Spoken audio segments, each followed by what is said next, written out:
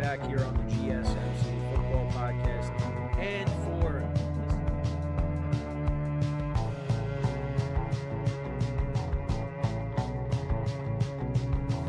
all right, and we are back here on the GSMC Football Podcast. And for the final.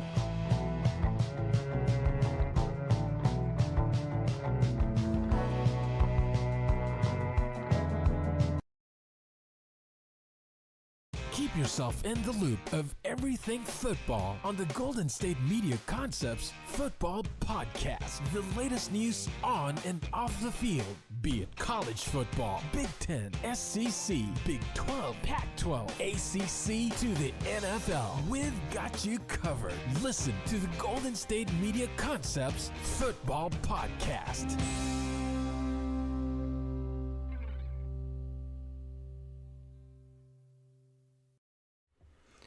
Oh, and my camera is not working. Hey everybody. Not what I thought. My camera again was giving me problems before I started. I did not expect that to happen, but that's not how I wanted to open the show. But yeah. Okay, so it's deciding not to work right now. So just bear with me right here as I try to fix the problem. But welcome, everybody, to another edition of the GSMC Football Podcast, brought to you by the GSMC Sports Network. As always, I'm your host, Kenneth Grunfelder, and it's great to have everybody here on this Thursday, January 11th. We have a lot to talk about on the show today, but before I get into that, I just want to fix my camera, and there we go. It's good. Okay. All right, before I get into that, just want to remind you guys, as always, to tip or donate and get your comments recognized, make sure to go to the following link. That is streamelements.com/GSMCSportsNetwork./tip. Again, that really helps the show, makes the show more interactive between myself, the host, and you guys, the viewers. Again, that is streamelements.com/GSMCSportsNetwork./tip. And as always, it is displayed on the ticker on the bottom of the show segment down below. So, with that being said, let's get right into what we are going to talk about for today. So we're going to start off the show. We're going to talk about, it's been a wild couple of days when it comes to head coaches, not just in the NFL, but now in college as well. Some coaching changes that we will get into in a second. Then in the second part of the show, not head coaching, but coordinator news. So the Giants, they parted ways with their defensive coordinator, Wink Martindale. And I wanted to get into that because there's, some stuff to go over regarding that situation and how that could impact the Giants going forward. So I wanted to get into that. Then in the third part of the show, I wanted to look at the stat leaders, after the regular season, because I know that was something that, I would talk about from time to time. But, it's kind of been a little bit since we did that. So I wanted to look at the final numbers after the regular season regarding, who's the stats leaders and in obviously all the main categories. So we'll get into that. And then in the final part of the show, I want to talk about like the revenge games for this weekend. Because if you go through each game pretty much, except maybe for like one, their teams either played each other this season or there's either a player or a coach facing their former team. So I just wanted to talk about that for the final part of the show. So let's get into the first topic. And again, I apologize for the camera issues. I don't know why lately my camera's just been acting up, but once I fix it, it's fine. It's just, I don't know, for some reason it just decides not to work in the opening. But but everything's good now. So let's get into the first topic, which is talking about some major coaching changes in football. So, I don't know where to start. There were three major things that have happened between today and yesterday. So we had Pete Carroll is now out as the head coach of the Seahawks. And that came as a surprise. Did not expect that. Obviously, Pete Carroll is, one of the older coaches in the NFL. But, Seattle, they just missed out on the playoffs. Even with the changes that they've gone through, particularly at quarterback. Seattle, they made the playoffs last year. They fell a little bit short this year. They would have made it if, the Packers lost to the Bears. But they fell a little bit short. But you figured, with what the assets that they were able to acquire in the Russell Wilson trade, that they were going to continue to build this team up. And, yeah, this team was going to, I was saying it that they got to change need to change a quarterback, because I don't think Geno Smith is going to take them to the next level. But yeah, so you thought Pete Carroll was going to be a part of that. Now he still is, because the Seahawks, they do want to keep him in the organization, but he's going to be in an advisor role in the front office. So they want to keep him in the organization, but he's just not going to be on the sidelines anymore. So the Seahawks are going to be looking for a new head coach. And listen, Pete Carroll, he took over, I believe, in 2010, and built the Seahawks up. They ended up, they won the Super Bowl. Obviously, Super Bowl 48, I believe. Yeah, Super Bowl 48. They won 43-8 over the Broncos. And built one of the better defenses you'll ever see. I mean, the Legion of Boom was one of the best defenses I've ever seen in my lifetime. The Seahawks were a competitive team throughout the 2010s, and into, this next decade here. But yeah, they were for the most part, they were always competitive, with Pete Carroll as their head coach. And so his overall head coaching record is 161, 112-1 in the regular season, and 11-11 in the postseason. And he reached the postseason 10 of his 13 seasons as coach. Advanced to the divisional round 7 times, winning 2 NFC championship games, 1 Super Bowl, claiming the number 1 seed twice. Seattle led the NFL in scoring defense for 4 consecutive seasons from 2012 to 2015, becoming the first defense in the Super Bowl era to accomplish that feat. And yeah, I mean, that was a great defense, and for them, it's unfortunate because it's like what could have been if Marshawn Lynch ran the ball at the 1-yard line in Super Bowl 49, how that would have changed the course of history, maybe, made Seattle into a dynasty, but that just didn't happen. But yeah, so Pete Carroll, he's out, and now we're going to, see what Seattle does with their with their head coaching position now opening up. So now you got the other two, and they're two of the greatest head coaches of all time in college and in the NFL. So Nick Saban, you thought Pete Carroll stepping down was crazy. Nick Saban announced his retirement, the Alabama head coach, after 17 seasons, 6 national championships. He has a college record of 297, 71-1. He started at Toledo in 1990. Then he was at Michigan State, LSU, and then obviously he did coach in the NFL for a little bit, but then he was Alabama's head coach. Won titles in 2009, 2011, 2012, 2015, 2017, and 2020. And this one came as a shock too. It really did not see that coming either. And now you see all the Michigan fans are like, yeah, we sent Nick Saban into retirement. Because he was on the McAfee show recently, and he said, because they were asking him about, retirement. And he said, because I'm getting older, I guess, are they going to be here?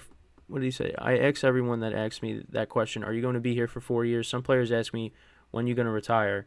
I look at them and say, can you guarantee me you're going to be here for 4 years? They looked at me like, hell no, I'm not making that promise. I just think it's the way of the world now. So, yeah, I mean, this kind of came out of nowhere. I again, with Pete Carroll, same thing with Pete Carroll. Didn't expect it. He's been kind of one of the staples, in college football for a long time. And now he's retiring. I mean, we've been seeing some big head coaches, in college. Look at Coach K at Duke. Him retiring as well. We're seeing these these great head coaches in college sports. They're starting to leave. And now Nick Saban's the latest of that. I could not. I didn't expect it. It's been a wild couple of days, and it only got wilder today because now you got Bill Belichick and this one though we kind of expected though, with the Patriots and Bill Belichick parting ways. Obviously, like Nick Saban, Bill Belichick is one of the greatest head coaches of all time.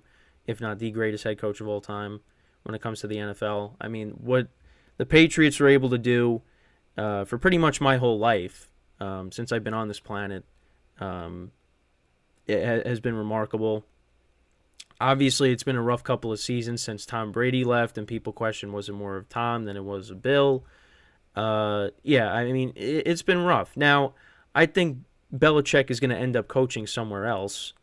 Pete Carroll and Nick Saban, they're not going to be coaching. Belichick's going to go somewhere else.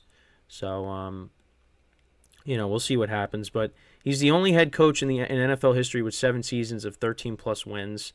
Obviously, 6 Super Bowl championships. I mean, 3 separate dynasties, basically. 2001, 2003, 2004. That was the last team to repeat as champions, was those Patriot teams. Then you had 2014, 2016, 2018, which was when I was watching football. The first set of championships, that was before I started watching because I was a little kid. But now, 2014, 16, 18, that's when I started watching, while I was watching. So, he 12 conference titles, including 3 as an assistant. Seasons with 12. He has 13 seasons with 12 regular season wins, which is an NFL record. 17 division titles. 19 which is the number of postseason berths as a head coach, which is tied with Don Shula for the most all time. 24 seasons as a Patriots head coach. 24 division titles as an assistant and a head coach. 29 seasons as an NFL head coach. 31 playoff victories. I mean, the list goes on and on of what Belichick has done as a head coach. But it's going to continue, obviously. I don't think he's done yet. But it's an end of an era.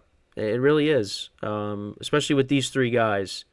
Pete Carroll, Nick Saban, and Bill Belichick. And also, something that was interesting is the fact that for a while, actually another thing with Nick Saban, so his coaching tenure in Alabama, he had 44 first-round picks and 20 that would go on to get drafted in the NFL, and then to 29 losses. So he had more first-round picks than he did losses, which is unbelievable. I thought I did take a picture of the of what I wanted to talk about, but yeah. So basically, it just showed throughout the 2010s, pretty much, there would be years where Nick Saban and Bill Belichick would be in the national championship and in the Super Bowl. But there was never a year where both of them would win it. At least one of them would win it. I don't know what Instagram account I saw that under. I wish I could find it. I think, did ESPN post it? Let's see. I don't see it. I don't remember what account it was, but it's just crazy how many times they got to their respective championship games. And now there was not one year that they both won it the same year.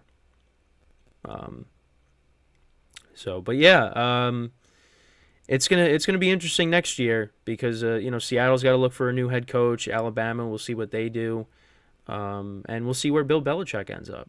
It's the football world that was probably one of the crazier. This has been one of the crazier couple days in football you're gonna see. Because these guys, I mean, obviously Saban and Belichick have won a lot more than Pete Carroll, but Pete Carroll has put together some really good teams in Seattle, and they could have won 2. He could have had another ring, but obviously decided not to run the ball, and we know what happened. I still remember that. I still remember that very play because my cousins and I were watching it, the game in my basement, and we were all just standing up because we're like, oh, here we go, because we were kind of rooting for Seattle to get it, and Russell Wilson ended up throwing the pick to Malcolm Butler, and again that changed the course of, that started the Patriots, second dynasty, I guess, for the the 2010s, and that basically ended what could have been a dynasty for the Seahawks. So so that's pretty much it with this topic. Let me know what you guys think with these coaching changes, these news when it comes to these three guys, and what was your favorite moment from their times with their respective teams. So when we come back from our first break of the show, I'm going to talk about now a different coordinator change now with the Giants, and talk about that situation when we come back from our first break. So stick around, and we'll be right back here on the GSMC Football Podcast.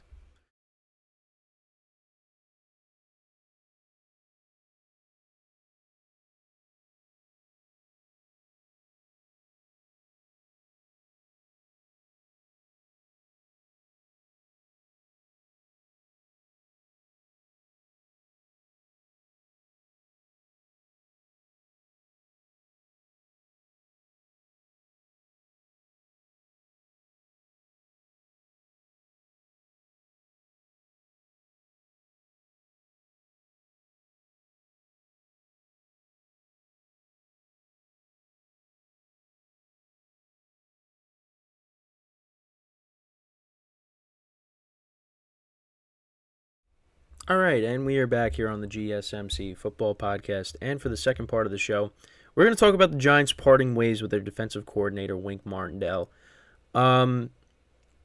This has kind of developed into an interesting thing. So, earlier in the season, I think it was in like November, Jay Glazer of Fox reported that it didn't seem like Wink was going to return after this season.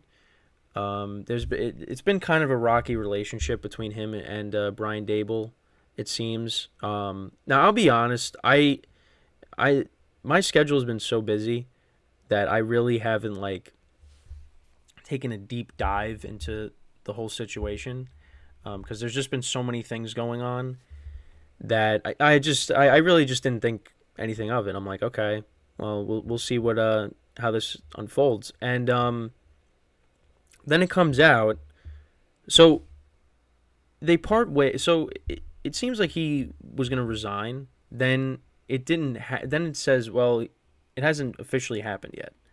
Then it comes out that they did in fact part ways. And one of the main reasons for that is, they had a meeting this week, and Brian Dable fired some of the other coaches that, Wink Martindale brought over from Baltimore, and he was not very happy about that. It was said that he was cursing Dable out, and he just stormed out of the building. It just was not. It was not a good look. So he fired. So we'll take a look. So Dable, if I can find, what looking at an article on so he fired outside linebackers coach Drew Wilkins, along with his younger brother Kevin, a defensive assistant, and there were some other coaches that got fired as well, and that kind of was like the last straw in this whole thing. And Wink was like, I'm done, and he basically just left, stormed out of the building, and like I said, they cursed out Dable. And, then this eventually led to them just parting ways. I mean, he was already gone, but it was finally made official. Because at first, Dable said that he expects both coordinators to be back. So we're like, okay, that's good. Because, a lot of Giant fans, including myself, we like Wink, and we, want him to stay. Then it comes out that he's going to resign. Then he hasn't officially resigned yet, and then it comes out he parted ways. And then the whole thing with him cursing out Dable, it's an ugly look. And I will say, because one of the things with the Giants is, the defense actually has been playing better. You saw improvements there. They actually were tied for the league lead in takeaways with 31. They were forcing turnovers, which was good. However, though, they finished 27th in total defense, 29th against the run, and 26th in scoring defense. So, still struggling, but you know what? It's still I still look at it as a young defense. Kayvon Thibodeau's still young, had a productive season. Deonte Banks, obviously, the corner that they drafted, he looks like he's going to be a good player. The defense they got to continue to add to it. And but the fact that they were improving, forcing turnovers, that's the side of the ball. The offensive side of the ball is the side of the ball that needs to be addressed. And that's why the Giants brought in Dable, to improve the offense. And the offense was averaging, I think, 15 points per game. And that's his Dable's specialty. But actually, the other thing, too, is also is that it seems like Wink was going behind Dable's back, and they were kind of going rogue. Him and the other coaches, they would be going against Dable. They'd be doing their own thing, which is not right. That part isn't right, because Dable's the head coach. It's supposed to be a team, and they kind of were doing their own thing, calling plays on the defense, and it's not a good look. It's not a good look for both sides. But this has me a little worried, because now, first of all, we'll see where Wink Martindale ends up. But he also has a desire to be a head coach too.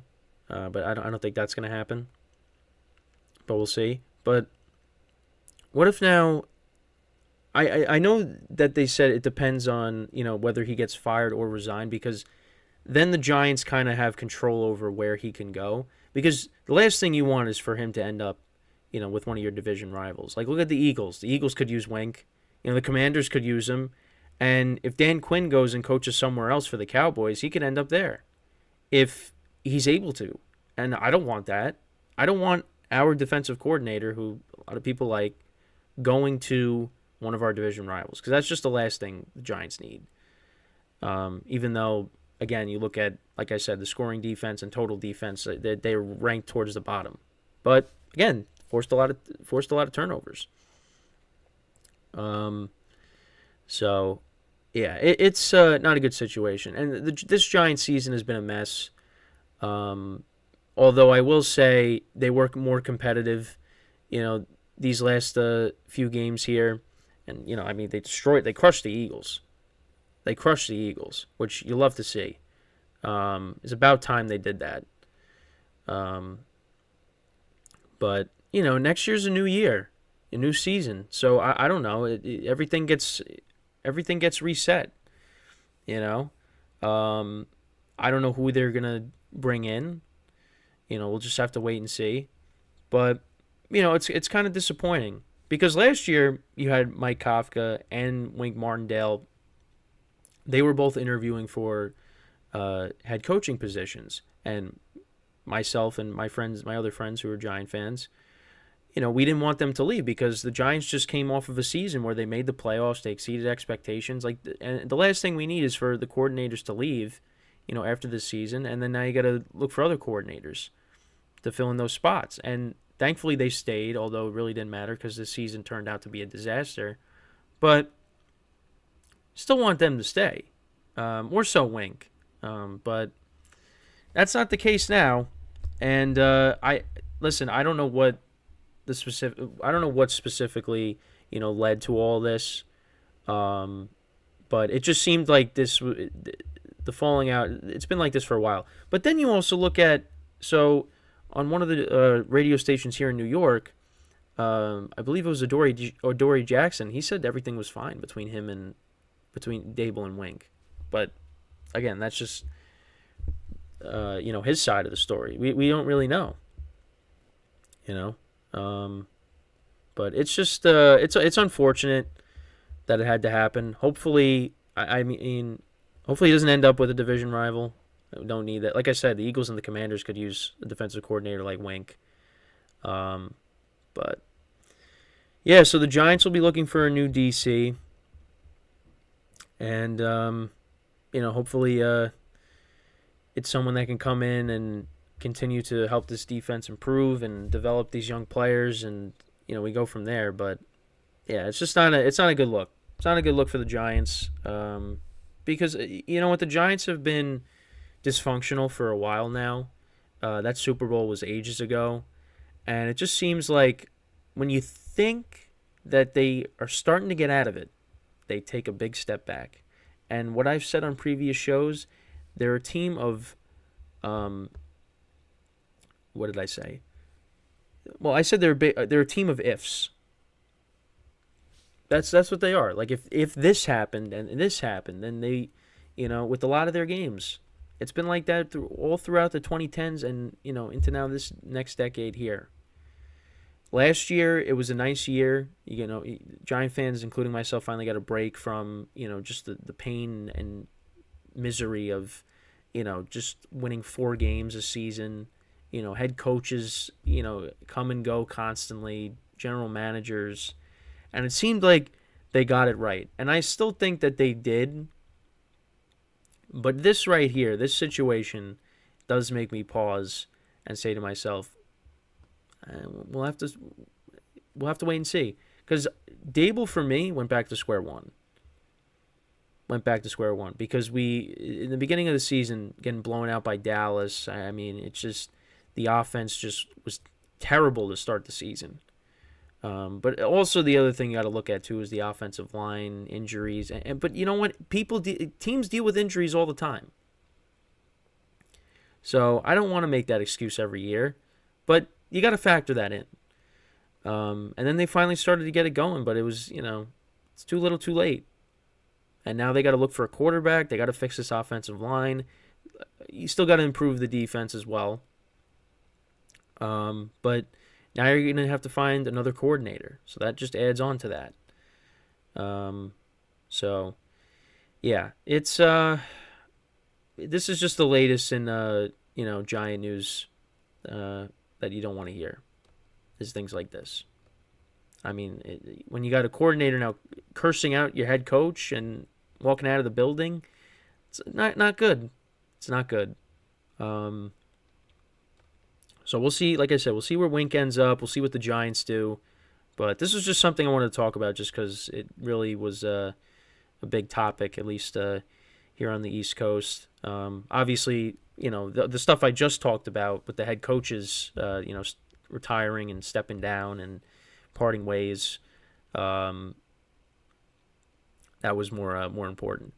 But this I just wanted to talk about just because what, like the fact that Wink was conspiring with his other coaches to go against Dable, in the game plan, I'm assuming, and just that Dable just fired his assistants, and he cursed them out and left the bill. It's just, there was a lot, and again, this has been going on for months now. But when the news came out that Brian Dable expected both of him and Mike Kafka, the offensive coordinator, to be back, it was a sigh of relief because you're like, okay, that's good. And then it didn't even last a day. So, yeah, it's a messy situation. But let me know what you guys think about this situation for the Giants. Is there anybody out there? I know, I think at least in my sports chat with my friends, they're like, oh, bring in Antonio Pierce. Well, if he ends up being the Raiders coach, that's not going to happen. But I wouldn't be opposed to that, because the Raiders, they could probably say, yeah, we'll try to get Jim Harbaugh or some other big name and not keep Antonio Pierce. But we'll see.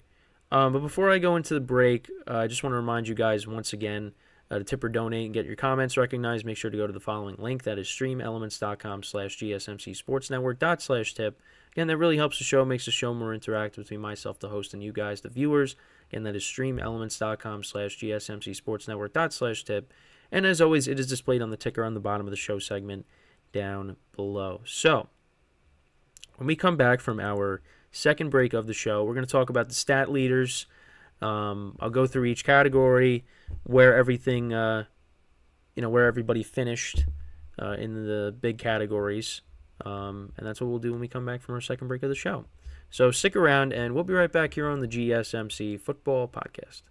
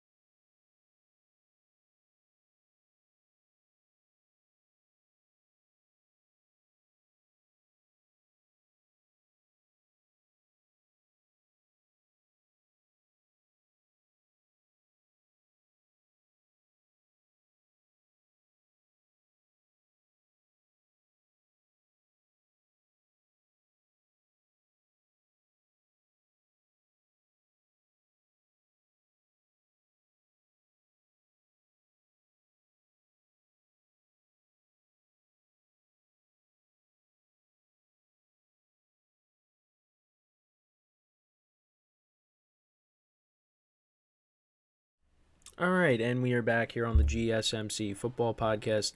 And for the third part of the show, we are going to talk about the stat leaders in the NFL after the regular season. We'll go through them. I'll give you my thoughts on them. So, again, this is something that I did throughout the year, but there were times, well, I kind of stopped just because, I don't know, I just didn't really talk about it. But now it's the end of the regular season. So, I figured to revisit them. So, the passing yards. So, you got Tua Tagovailoa, who finished at the top, 4,624 passing yards. You had Jared Goff at 2 with 45.75. Dak Prescott at 45.16. Josh Allen at 43.06. And Brock Purdy at 42.80. And all those teams are in the playoffs. Now, some of these teams will be going home. Well, actually, I shouldn't say that. Actually, there's a scenario where all of these teams could end up advancing to the next week. Well, the 49ers have a bye. But Buffalo, well, I don't want to get into who I'm going to predict who I think is going to win, because I want to save that for tomorrow, even though I kind of, alluded to who I'm going to pick in some of these games. But yeah, all these teams are in the playoffs. When you're looking at these quarterbacks. And then you go to passer rating, except the Vikings. Kirk Cousins ended up still being third in passer rating, even though he missed, a big chunk of the second half of the year. But Brock Purdy, he ended up being the leader in passer rating at 113. Dak Prescott had a 105.9 passer rating. Kirk Cousins 103.8. Lamar Jackson 102.7. And which is a popular radio station here on the East Coast where I am. And then Tua Tagovailoa, 101.1. So, yeah. Again, all those teams, except for the Vikings, all of those teams, all of those quarterbacks are on playoff teams. And it really just makes you wonder what kind of season Kirk Cousins would have finished, like what his final stats would have been if he didn't get hurt. And I'll be honest, I think if he doesn't get hurt, Vikings are probably playing this week. But, injuries really just ruined this season. But it's a part of the game. But I don't know. But again, that was a non-contact injury too. It's just really injuries really stink. That's just the bottom line. So then we go to rushing yards. Christian McCaffrey obviously was the leading rusher. He finished with 1,459 rushing yards. Derrick Henry led the AFC in rushing yards. He had 1,167 rushing yards. Kyron Williams had 1,144. James Cook had 1,122. And DeAndre Swift had 1,049. Yeah, and listen, Derrick Henry, at times there were some rough games for Derrick Henry. But listen, he's still able to get over 1,000 yards rushing, and we'll see where he ends up next year. I know that there was some talk of maybe some speculation that I saw at least on social media, but it's speculation that maybe Dallas is a possibility. I really hope not. As a Giant fan, if he went to Dallas, because you got to remember, now I think it has more to do with the injury than anything else, but they had a nice combination with Pollard and Ezekiel Elliott. Like, Zeke would get those short yardage gains that they needed, be the goal line back, a good change of pace. And then you had Pollard last year, who was one of the most explosive running backs, in the NFL. And then he got hurt in the playoff game against the 49ers. So I honestly think next year Pollard's going to be better. I think he'll be better. But I think they also need to get... Now, they have running backs there, Deuce Vaughn, and Dowdle as well. But I don't know. I feel like, listen, you get Derrick Henry in there. I don't think that's a bad move. But maybe they don't want to do that. And I'm not saying he's going to be the lead back, but at least, be the change of pace back. to kind of fill in that Zeke role. But I don't know. I don't know if Dallas would do that, but we'll see. I hope not. So Tyreek Hill ended up finishing with 1,799 receiving yards, so he doesn't get to 2,000. If he doesn't get hurt, probably ends up maybe getting it, but yeah, he fell a little bit short. And then you had CeeDee Lamb, who had 1,749. I mean, what a great season that CeeDee Lamb put together. He was a monster this year. And, now we'll see what he does in the playoffs. We'll see what Tyreek Hill could do against his former team this weekend. And we'll see what CeeDee Lamb does against the Packers. You got Amon-Ra St. Brown. He finished with 15 receiving yards. One of the most consistent wide receivers in the NFL. We'll see what he does against the Rams. Puka Nacua finishing with 1,486 receiving yards. Again, I mean, he came out of nowhere. I honestly I'd never heard of him until this year. He was one of the best waiver wire pickups in fantasy. And he just, I mean, listen, Cooper Kupp missed those first few games of the season, and he just even when Kupp came back, he was still a monster. And we'll see what he does in his playoff debut against the Lions. And then you got A.J. Brown at 1,456. So those are your top 5 in receiving yards. Again, A.J. Brown is going to play on Monday. It seems like he's going to play, but it looked like, when he got hurt against the Giants, that it wasn't good. But it looks like he will be playing. Then we go to scoring for kickers. And Brandon Aubrey, the Dallas kicker, I mean, what a season he's had. He's been unbelievable for them. So he has 157 points. Then you got Justin Tucker at 147, Jason Myers 138, Harrison Butker 137. Kind of needed a few more points there to, get me into my fantasy championship. But let's not talk about that, even though I just brought it up. And then you got Cairo Santos of the Bears at 136. So those are your kicking stats. Then your sack leaders. So I almost said J.J. Watt. T.J. Watt, 19 sacks. Unfortunately, will not be playing this weekend in Buffalo, which I talked about yesterday, which just really hurts the Steelers. But yeah, another great season for him. Josh Allen, the Jaguars, 17.5 sacks. Trey Hendrickson, 17.5 sacks. Khalil Mack, 17 sacks. And Danielle Hunter of the Vikings with 16.5. So those are your sack leaders there, the top 5. Then interceptions. You got Deron Bland, the Cowboys had broke the record for pick sixes in a single season. Then you also have Geno Stone of the Ravens in second. Now I just clicked out of it. I clicked out of what I was looking at. He had 7. Jesse Bates, a good pickup for the Falcons, 6 interceptions. Rasul Douglas, he finished with 5 interceptions, and Travarius Ward of the 49ers with 5. And then tackles, Bobby Wagner, 183 tackles for the Seahawks. Zaire Franklin, 179. Alex Singleton of the Broncos. Aluakun of the Jaguars, 173 tackles. And then Al Shire of the Titans with 163. So those are your tackle leaders. And then actually we'll go to team leaders as well. So the Vikings, in total, between their quarterbacks, they led the league in passing yards with 4,700. Then you got the Dolphins with Tua, 4,698. Cowboys, 4,660. Dolphins, Lions, 4,606. Texans, 4,578. Rushing yards per game, the Ravens led the way with 156.5 rushing yards per game. The Bears had 141.1. 49ers had 140.5. Cardinals, 139.1.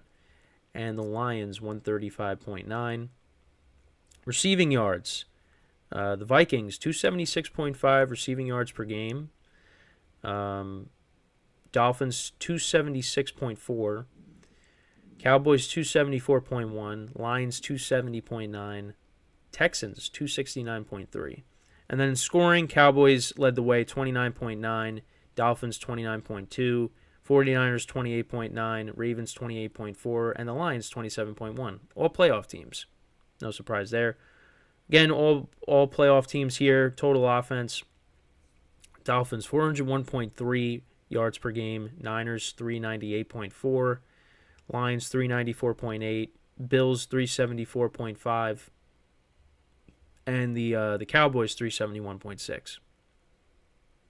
And then sacks, the Ravens finished with 60 sacks in total on the season. The Chiefs 57, Dolphins 56, Bills 54, Colts 51.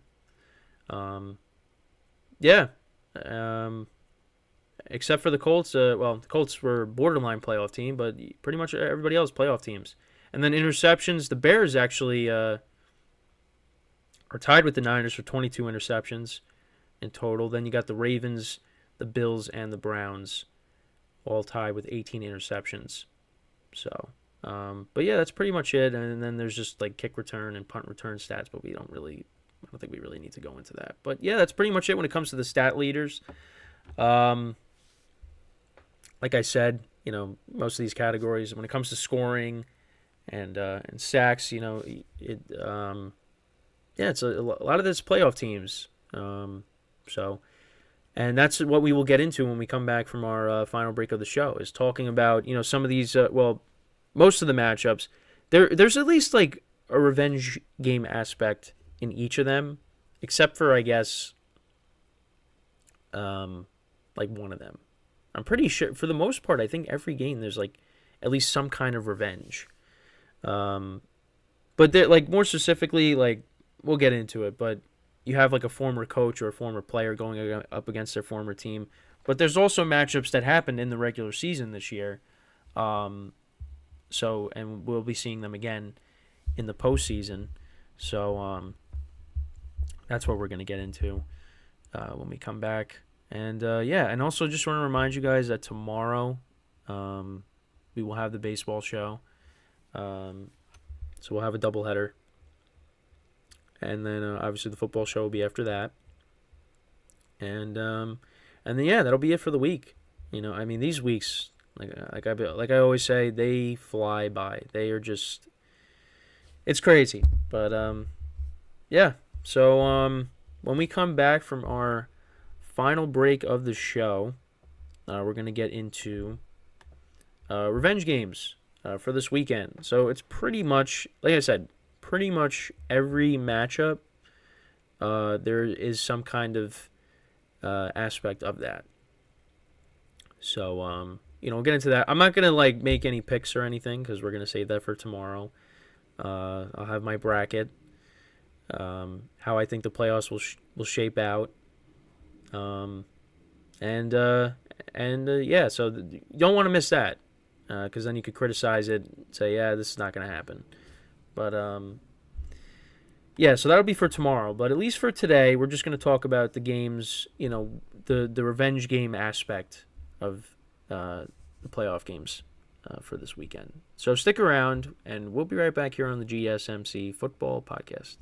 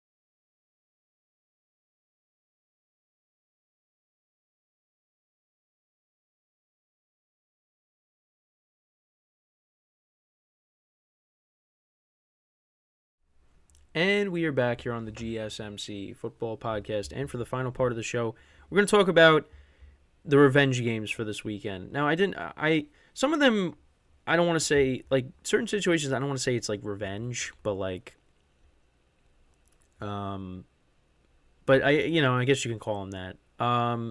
So pretty much every playoff game, except for the only one I really can't say it for is the Bills and the Steelers.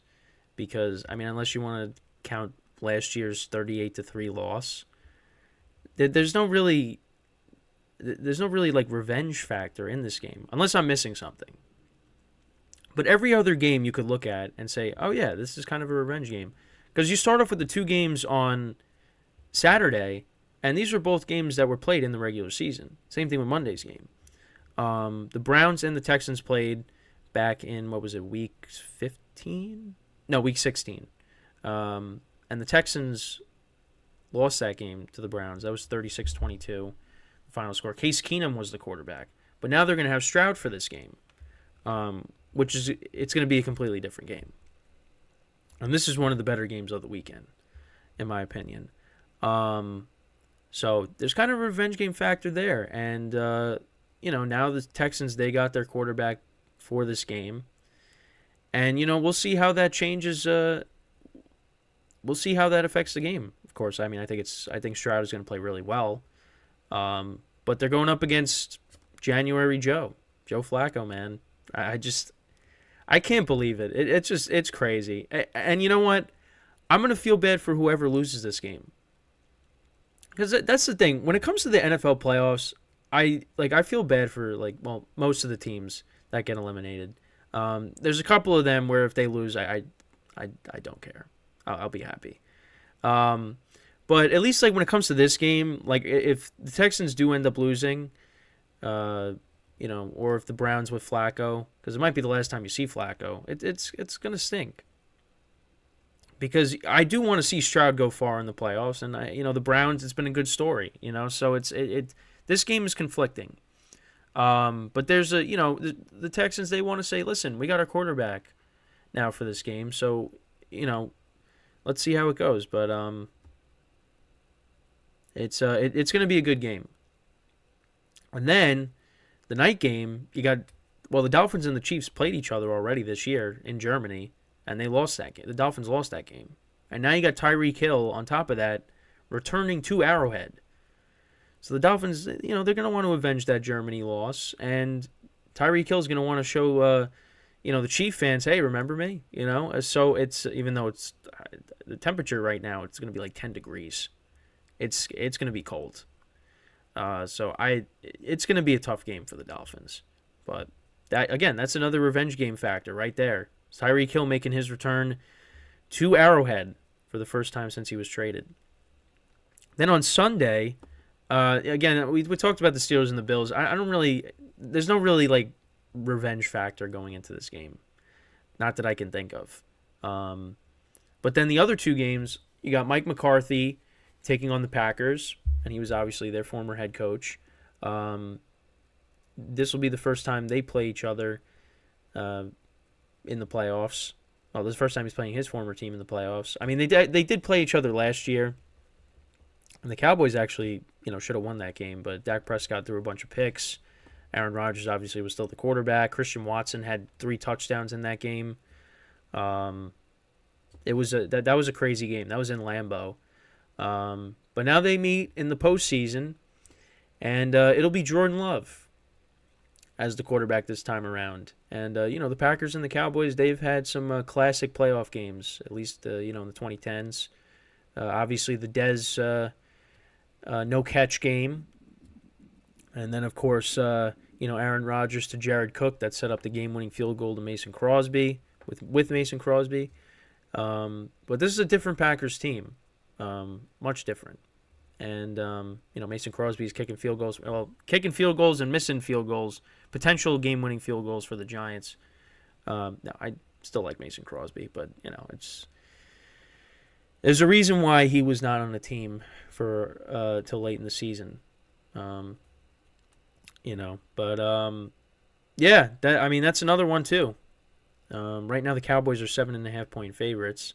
But yeah, this is going to be an interesting game, hopefully, because Jordan Love is coming in playing some good football.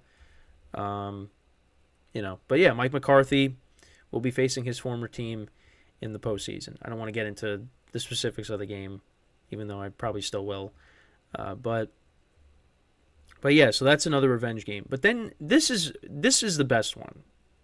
The Rams and the Lions. Matthew Stafford making his return to Detroit for the first time since he was traded. Now again, they have played each other. He's played the Lions already. But now this is the first time he's going back to Detroit. And the other thing too is I feel like this is not getting talked about a lot because everybody's just focusing on Stafford. But this is more of a revenge game for Jared Goff. The Rams said, you're not the best chance. You don't give us the best chance to win a championship. So we're going to go and get another quarterback that will give us that chance. So they traded Goff. They get Stafford. They win the Super Bowl. And you know what? Give Jared Goff credit because this team was like 1-6 last year. They ended up finishing 9-8. Barely missed the playoffs. Then you make the playoffs this year. You bring home a division title for the Lions for the first time since 1997. No, 1994. Listen, Jared Goff has done a nice job since taking over as a starting quarterback for the Lions. He is the starting quarterback going forward. This is a revenge game for him. This is not a revenge game for Stafford. Jared Goff is going to want to show to the Rams in a big spot here. Prime time, Sunday night, that you made a mistake. Well, it's kind of too late. Well, even though it's kind of too late for that because Stafford won the Super Bowl. But he could at least show them, like, watch what I can do with my new team. Because, I mean, the first time they played, this was back in 2021, the Lions weren't good. But Dan Campbell took over. Well, that was Dan Campbell's first year. But then, they've built a solid team there. Really good offense. Good, nice 1-2 punch at the running back position. Young receivers. They're going to be without Sam Laporta, which is huge. But this is going to be a good game. This is going to be one of the best games of the weekend. And it's a Sunday night game, so it doesn't get any better than that. And I will be locked into that. But this is going to be another game where I'm going to feel bad for whoever goes home. Because I like Dan Campbell a lot. But, we'll see. It's going to be a tough game for both teams. So, yeah, but I think this is a revenge game for Goff. For Stafford, yeah, he's facing his former team, but I don't look for him getting revenge on the Lions. I mean, Stafford wanted to get into a better situation, and he ended up doing that because they ended up winning the Super Bowl. So, all right, and then for Monday, I mean, this is kind of just revenge game for the Bucs because the Eagles they beat them earlier in the season 26-11. But things changed since then, or 25-11. Sorry. Yeah, things have changed. The Eagles are kind of in a free fall right now. The Bucs are playing good football, and then the last 2 weeks, I don't know what's been going on with their offense, but that has me concerned a little bit going into this. But listen, this is going to be a tough game, and listen again. I think the Bucs, them being at home, and the way the Eagles' defense has been playing, I think they'll put together a better offensive showing than they have had in the last 2 weeks. But I don't know. This game's a tough game to pick right now. So, but pretty much every game, except for really the Steelers and the Bills, there's some kind of revenge factor in the game. So we'll see how it goes. But I'm really excited for these games. I feel like every game is going to be I don't want to say every game, but I could definitely see a scenario where every game is competitive, because the Texans can put up a lot of points. now that they got their quarterback for this game in Stroud. The Dolphins and the Chiefs, listen, the Chiefs, their offense has been inconsistent all year. They haven't really been able to click. The Dolphins, they've been struggling, but they're going to get Waddle and Mostert back, I think, for this game. So, we'll see. Listen, I said it yesterday. You force Josh Allen into turnovers, and suddenly the Steelers, they could keep it close against the Bills. But we'll see. Packers, Cowboys, I mean, I kind of lean one way, but listen, you give Jordan Love time. We've seen teams move the ball against Dallas's defense. So, it's possible. But I think, Dolphins, Rams, Lions is evenly matched. I think that game has the potential to be a shootout. If the final score ended up being like 38-35, that'd be insane. I would love to see that. Because that has the potential for that. Eagles Bucks. I think that game could be competitive. Because the Eagles, they're in a free fall, like I said, and the Bucks, I don't trust them entirely. The Eagles could definitely get back on the right track and at least win on Monday, but I feel like for these games, most of them are going to be close, I think. But I could definitely see, like, the ones that I could see where it could be a blowout is, the Steelers and the Bills and the Packers and the Cowboys. But more so Cowboys-Packers. I could see that one being more of a blowout. Because with Josh Allen, he could, like I said, earlier in the week, the Bills played a close playoff game last year against Skylar Thompson and the Dolphins. So, but then again, you could look at the Dolphins. They got Waddle, they got Tyreek Hill. Of course, but the Dolphins had a defensive touchdown. The Steelers could get a defensive touchdown in this game. It's possible. Just unfortunately, they're going to be without T.J. Watt. So, but I'm really excited for this weekend. These games are going to be fun. And we'll see what ends up happening. But that's pretty much it for the show for today. I thank you guys for tuning in. Of course, tomorrow we're going to preview all these games. I'll give you my picks for them. I'll let my bracket. I'll try to do one tonight and just have it up on the screen tomorrow. So you could look at how bad my predictions are or how predictable they could be. But yeah, I'm looking forward to it, and just got to enjoy it because it's going to go really fast. And then, we're going to have, no NFL stuff. Well, of course, then the draft is going to come up soon and, the schedule comes out, So obviously when that all happens, we'll cover it. But there's going to be a little bit of some downtime where it's, going to have to get creative with things to talk about. But with the NFL, there's always things happening for the most part. So, but yeah, just enjoy the playoffs and, try not to let it go fast. But, yeah, that's pretty much it for the show for today. Make sure to tune in tomorrow at 10:30 a.m. Eastern Time.